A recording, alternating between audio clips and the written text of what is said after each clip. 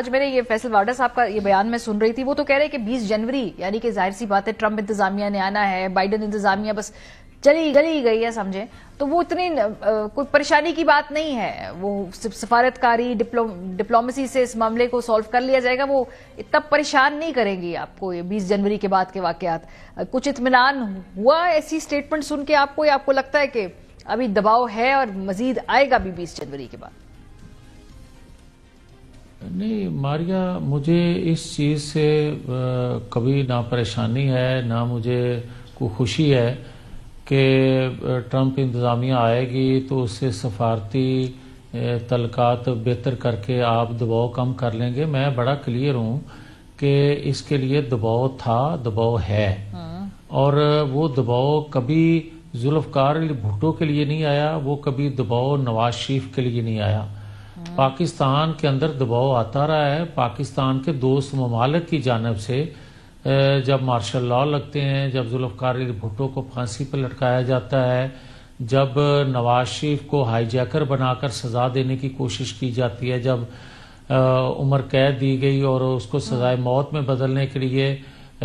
کوششیں ہو رہی تھیں، مگر جہاں سے دباؤ آج ہے یہاں سے کبھی دباؤ پاکستان کو نہیں ملا تھا، بلکہ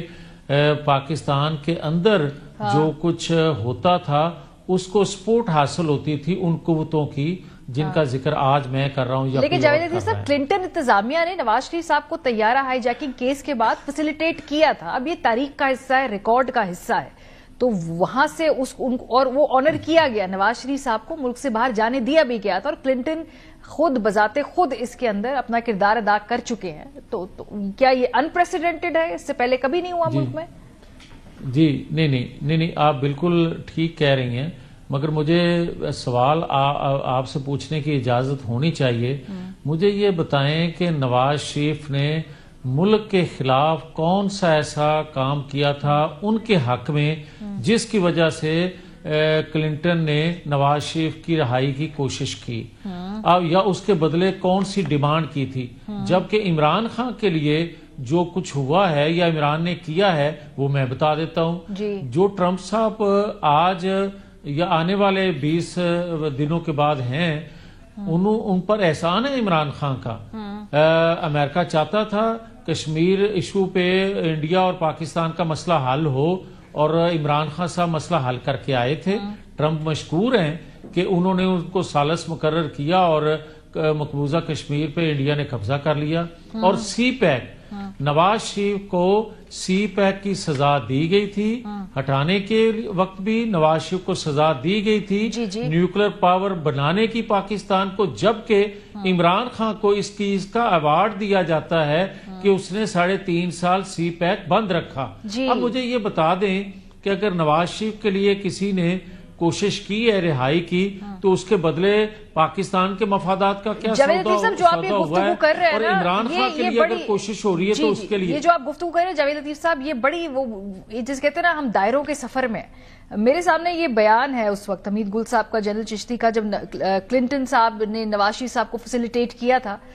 ملک سے باہر جانے کے لیے، اس وقت کیا گفتگو ہوتی تھی؟ ہیڈ لائن میں آپ کو بتاؤں کیا تھی اخبار میں، کہ کلنٹن کے حکم پر نواز شریف کو رہا کر کے ملک کی غیرت و اہمیت کا سودا کیا گیا، تو اس وقت بھی یہی بیانیے بنتے تھے۔ نہیں، آپ جن کو کوٹ کر کے بات کرنے لگی ہیں ان کا رول کیا تھا نواز شریف کی حکومت کو ہٹاتے وقت؟ ان کا رول کیا تھا نواز شریف پہ جب ظلم ہو رہا تھا، جب دوران قید ان پہ ظلم ہو رہا تھا، جنرل چشتی صاحب کا یا جنرل